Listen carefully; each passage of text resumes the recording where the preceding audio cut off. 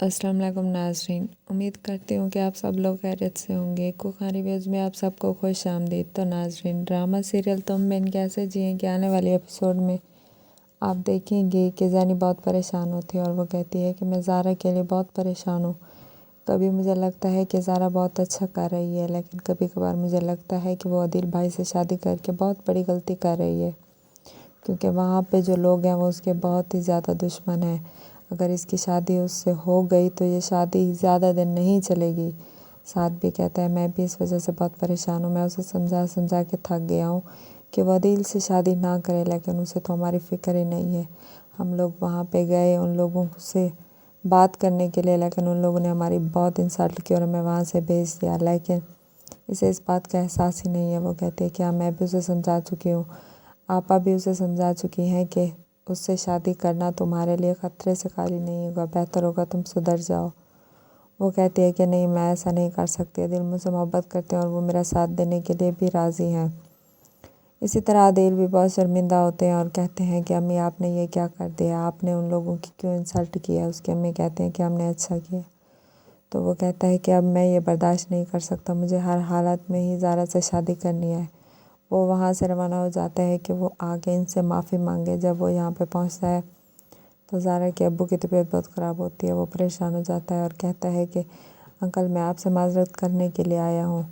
तो वो कहते हैं कि बेटा, आपको माफ़ी मांगने की ज़रूरत नहीं है। वो कहता है कि ज़ारा मेरे निकाह में है और वो मेरी ज़िम्मेदारी है और मैं जल्द अज जल्द इसे यहाँ से ले जाऊँगा। और मैं अपनी अम्मी और बहन को भी कह चुका हूँ कि वो ऐसा करना छोड़ दें, लेकिन अब मैं उन्हें छोड़ तो नहीं सकता। आखिर वो भी मेरी ज़िम्मेदारी है, आखिर मैं मजबूर हूँ, मुझे ये भी रिश्ता भी निभाना है।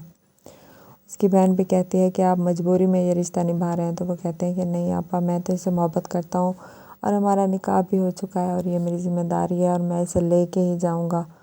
तो वो कहते हैं कि नहीं बेटा, तुम्हें माफ़ी मांगने की ज़रूरत नहीं है, बस जो होना था अब तो हो गया।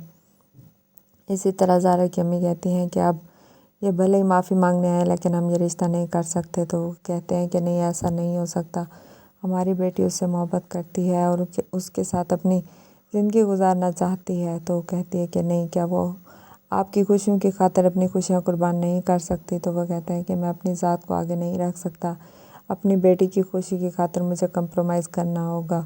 उसकी सास और नंद ने मेरी क्या थोड़ी सी इंसल्ट कर दी तो क्या हुआ ऐसा, क्योंकि अदिल भी तो यहाँ पे माफ़ी मांगने के लिए आ चुका है और वो इस घर का दामाद है और दामाद का अपने ससुराल आकर माफ़ी मांगना इसके लिए बहुत मुश्किल काम है और ये उसके लिए शर्मिंदगी भी तो है।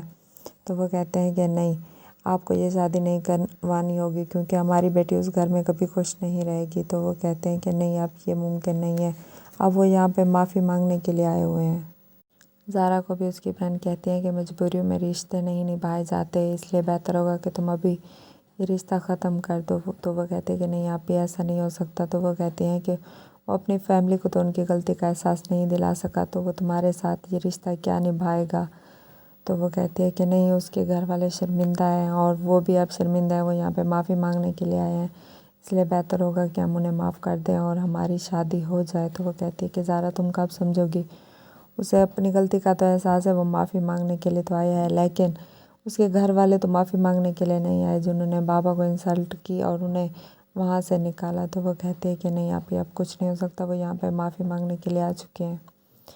इसी तरह दिल भी बहुत परेशान होते हैं और वो ज़ारा से मिलते हैं कि ज़ारा, हमें इस दुनिया में कोई भी अलग नहीं कर सकता, तुमने ये कैसे सोच लिया कि हम ये रिश्ता ख़त्म कर दें। तो वो कहते हैं कि आप जानते हैं कि इस दुनिया में सबसे ज़्यादा मोहब्बत अपने बाबा से करती हूँ और मैं अपने बाबा को किसी भी हालत में नहीं छोड़ सकती, इसलिए बेहतर होगा कि हम ये रिश्ता ख़त्म कर दें। तो वो कहते हैं कि मैं यहाँ सिर्फ़ और सिर्फ तुम्हारी खातिर ही आया हूँ और अब तो अंकल से मैंने माफ़ी भी मांग ली है कि हमारा रिश्ता ख़त्म ना हो।